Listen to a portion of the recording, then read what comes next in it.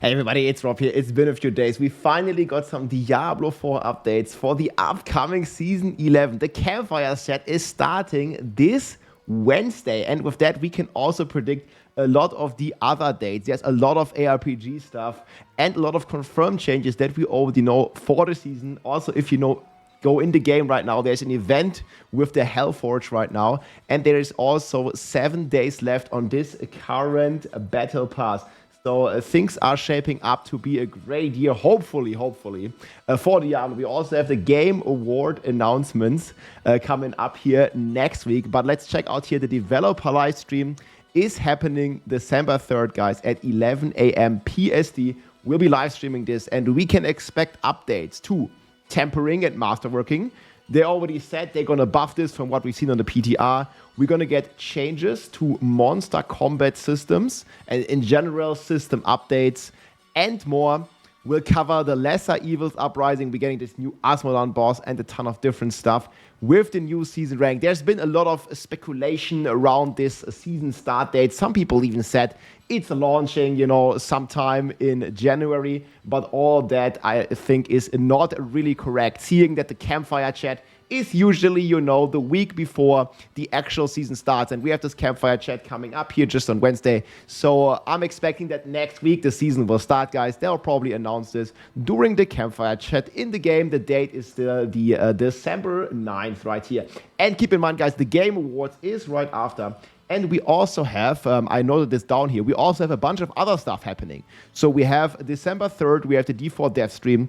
Then we have December 4th, we have the PoE 2 reveal live stream for the endgame changes and the Druid coming to Path of Exile. Then we have the day after, we have the D3 season start. Then on the 9th, we most likely have the Diablo 4 season start.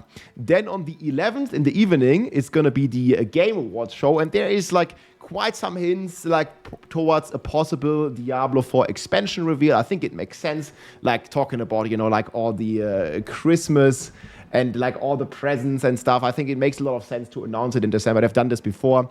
And then on the 12th, we have the PoE launch after that as well. And then we also have the full China launch. Now, this was always weird to me, why the China launch would be after the season start, because I'm assuming that China is launching the same season as us. And isn't it kind of unfair to launch the season on different dates? And we'll see also then, obviously, PoE is competing with the season. It's all very cramped. But this next, 2, 3, 4 weeks until Christmas, for ARPG fans, there's definitely a lot to look forward to. I think there's also a season in Project Diablo 2 that just started now. So all that is going to go on as well. And you can see this here clearly in the game, guys. The current season, Season 10, is ending in 7 days. It's been confirmed here at the Battle Pass. And now that we have the Campfire chat, I think all those guys that said, the season is in January because I don't know what their sources are, trust me, bro. We always go by the in-game stuff. And this is next week, guys. The season should start here for Diablo 4. It's always been the case like this. The Campfire chat's a week before the season starts. So, yeah, next week, guys, that's the plan. That's what we're going to be blasting for sure. And then they talked about some stuff here during this live stream. So on December 3rd, we get the new transmogs here. You get a 100 sword here that you can use on a bunch of melee characters as well as the rogue.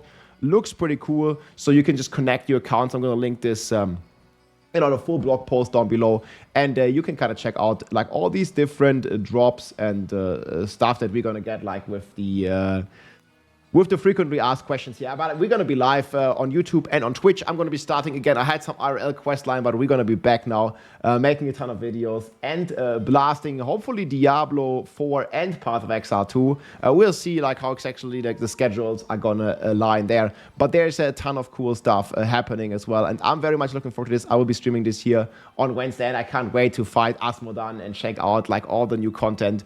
There's a couple things that they already confirmed here that they are going to be changing going forward. So masterworking tempering is going to get a lot better. We're going to get a skip campaign. It's also going to unlock all the waypoints.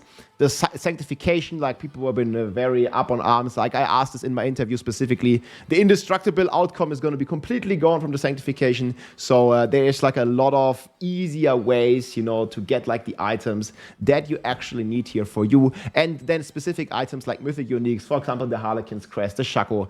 It's not going to remove, or the chance to to remove like the significant stat they said, like cooldown reduction, is basically like less likely or even completely removed. I'm pretty sure they will update us on this. So this is like all my expectations.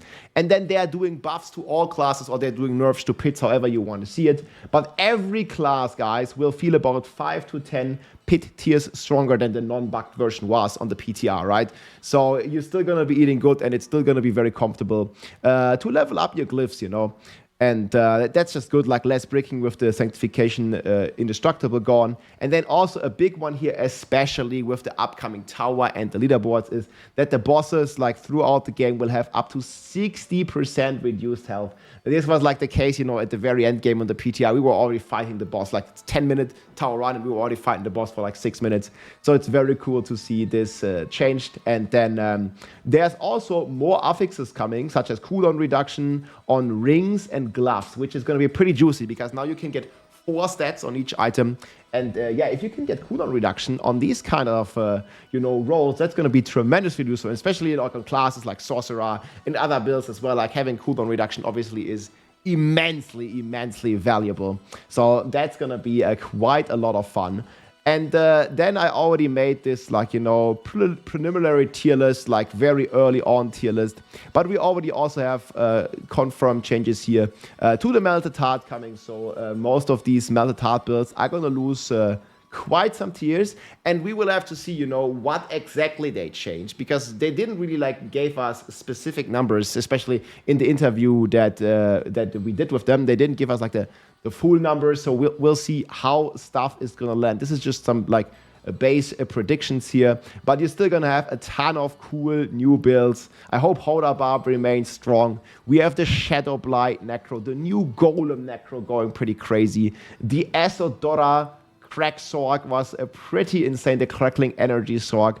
We have some Spirit-Born builds again here with Kepeleke.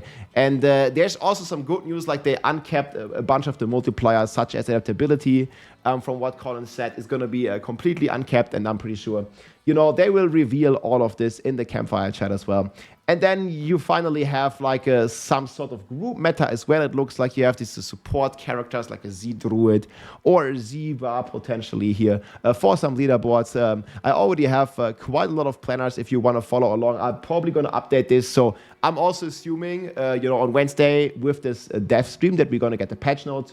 So you can expect, like, you know, the normal tier list, the leveling guides, the meta builds from the updates that we will learn on Wednesday from the PTR.